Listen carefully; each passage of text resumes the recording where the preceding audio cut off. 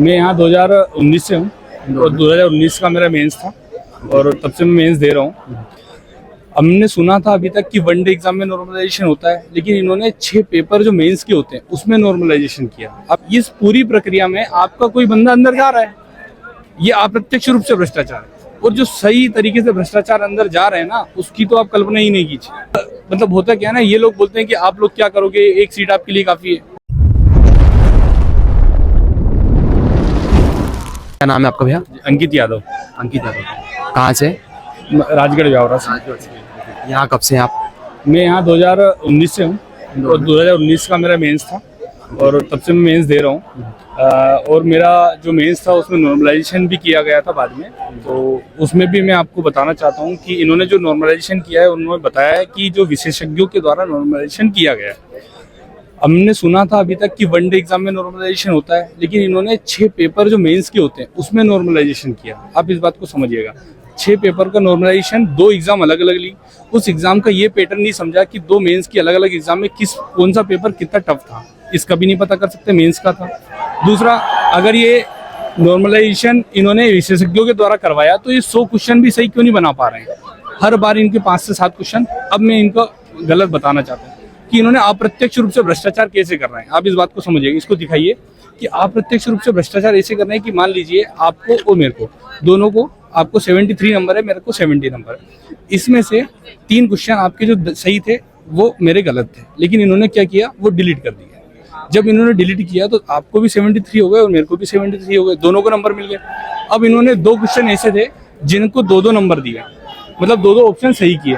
अब मान लीजिए आप उस 2 क्वेश्चन में से आपका क्या हुआ, मतलब वो गलत हो गया, आपके पहले से गलत थे और मैं उस 2 ऑप्शन सही होने में मैं अंदर आ गया, है ना। मेरा कितना हो गया 75 और आपका 73 रह गया। अब इस तरीके से समझिए ये क्या कारण है कि 2 ऑप्शन देना, 2 आंसर देना और 3 को डिलीट करना। इस पूरी प्रक्रिया में आपका कोई बंदा अंदर जा रहा है, ये अप्रत्यक्ष रूप से भ्रष्टाचार है। और जो सही तरीके से भ्रष्टाचार अंदर जा रहे हैं ना, उसकी तो आप कल्पना ही नहीं कीजिए। दूसरी बात, विशेषज्ञों के द्वारा पेपर बनाया जा रहा है, समिति बताते हैं, ये गोपनीयता बताते हैं। किस स्तर की गोपनीयता है सबको पता है। 2019 से अभी तक मेंस की कॉपी नहीं दिखाई गई है। हम तो ये चाहते हैं 13% को होल्ड कीजिए, कोई दिक्कत नहीं, लेकिन 87% और जो फेल हो चुके हैं उनको दिखाइए ना, ताकि हम सुधार करेंगे। तीसरी बात, अब ये 110 सीटें दी है, 110 सीटें मतलब एक जिले की 2 सीटें आ रही हैं, ठीक है। अब मतलब होता क्या है ना, ये लोग बोलते हैं कि आप लोग क्या करोगे, एक सीट आपके लिए काफी है। होता क्या है, जब स्टूडेंट का क्राउड दिखता है ना, 3 लाख स्टूडेंट यहाँ तैयारी कर रहे हैं, ठीक है। रेशियो देखिए, बिहार पीएससी में देखिए, बिहार पीएससी 2 बार मांग चुका है बच्चों की मांग। एक बार मांग चुका है कि नॉर्मलाइजेशन हटाओ, 7 दिन पहले नॉर्मलाइजेशन हटवा लिया और एग्जाम ली, ठीक है। एग्जाम पेपर लीक हो गया, वो उनकी गलती रही, उन्होंने री एग्जाम का बोल दिया।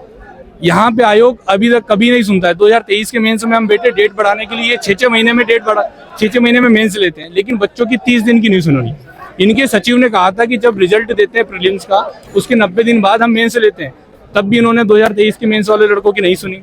अब भी ये इतने मतलब रिजिड, मतलब एक रूढ़िवादी मान सकते हो आप इनको, कि इनको लोकतंत्र में बच्चों की या जनता की सुनी जाती है, लेकिन यहाँ ये इस तरह की बच्चों की कोई सुनी नहीं रहा है। क्यों? क्योंकि ये अपने ही बल पे, नहीं हम अंदर हैं, हम सही हैं, और ये हो भी सकता है कि सत्ता में आने के बाद इंसान बदल ले जाए।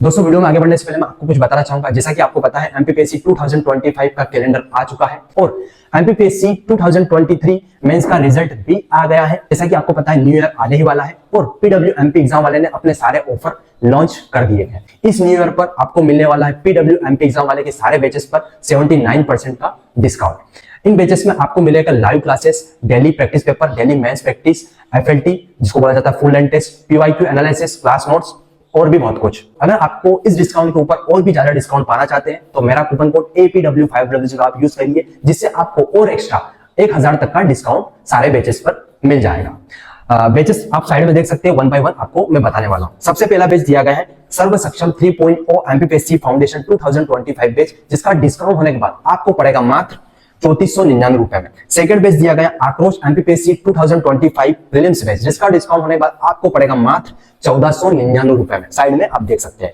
थर्ड बैच है एमपीपीएससी प्रीलिम्स 2025 टेस्ट सीरीज 2.0, जिसका डिस्काउंट होने के बाद आपको पड़ेगा मात्र 399 रुपए में। लास्ट बैच दिया गया है सर्व सुरक्षा मध्य प्रदेश वन रक्षक जेल पेरी क्षेत्र रक्षक बैच 2024-25 जिसका डिस्काउंट होने के बाद आपको पड़ेगा मात्र 699। बैचेस के मैंने लिंक डिस्क्रिप्शन में दिया गया है, तो आप अपनी रिक्वायरमेंट के अनुसार कोर्स को परचेस कर सकते हैं और इस महा ऑफर का फायदा उठा सकते हैं। ध्यान रहे ये ऑफर बहुत ही कम समय के लिए, तो जितना जल्दी हो सके इस ऑफर का फायदा आप जरूर उठाएं। तो ठीक है, लेकिन क्या माननीय मुख्यमंत्री जी ये नहीं समझ पा रहे हैं, वो एक शिक्षा मंत्री रह चुके थे, कि भ्रष्टाचार किस लेवल पे, पटवारी में आपने क्लीन चिट दे दिया।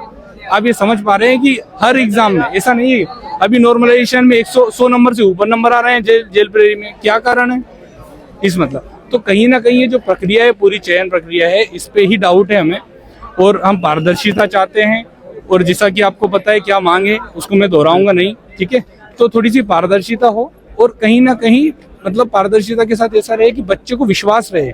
हर साल देखो, हम जबरदस्ती कोई नहीं आता, यूपीएससी एग्जाम लेता है, 700-800 पोस्ट निकालता है साल भर की, ठीक है, और पूरे इंडिया में।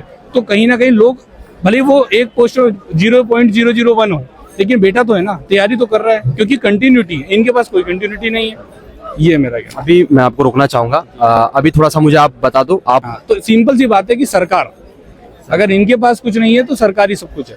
सरकार ही बोल रही है कि 2 ऑप्शन दीजिए, 3 डिलीट कीजिए, अपने लोग अंदर कीजिए, तब जाके भ्रष्टाचार को सही तरीके से दिखाया जाएगा। तो कहीं ना कहीं इस चीज को अप्रत्यक्ष रूप से बच्चों के साथ गलत किया जा रहा है। बच्चा कुछ नहीं बोलेगा।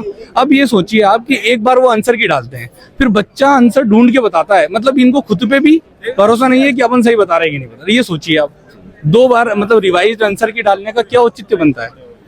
आप कम से कम सही आंसर की तो डालिए। बच्चा ढूंढेगा, हिंदी ग्रंथ अकादमी में ये लिखा है, फलाने की बुक में ये लिखा है, तो क्या औचित्य बनता है फिर कि एक इंटेलेक्चुअल बंदा यहाँ बैठा है।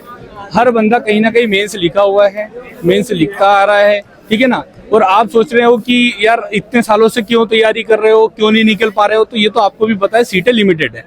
कभी किसी का 100 में होगा, अगली बार 200 सीटें आएंगी उसमें होगा, लगे तो है ना। और आपको भी पता है, आयोग को भी पता है कि जो कर्मठ व्यक्ति उनको ही लेना चाहते हो आप, तो उस चीज से तो गुरेज कीजिए नहीं। मैं एक चीज आपको मैं भी बताना चाहूंगा, मतलब मेरे माइंड में भी है यार, आपके माइंड में भी होगा कि अब 55 जिले हो चुके हैं ना, अभी 3 जिले नए बने। तो ये जो पोस्ट जो निकल रही है 110, 50, 60 जो भी निकल रही है, ये 4-5 जिलों को मिलके भी निकल सकती है। तो मतलब पूरे जिले क्यों ले इतनी, तो कम से कम एटलीस्ट समझ में आता है कि कहीं ना कहीं तो कुछ ना कुछ तो चल रहा है। अब क्या चल रहा है ये कुछ कोई कह नहीं सकता। अभी तक आप चैनल से नहीं जुड़े हैं तो चैनल से जुड़ जाइए, और टेलीग्राम से नहीं जुड़े तो डिस्क्रिप्शन में लिंक दिया गया है, वहाँ से चेकआउट करिए, क्योंकि वहाँ पे free of cost test series डाल रहे हैं। Thank you so much.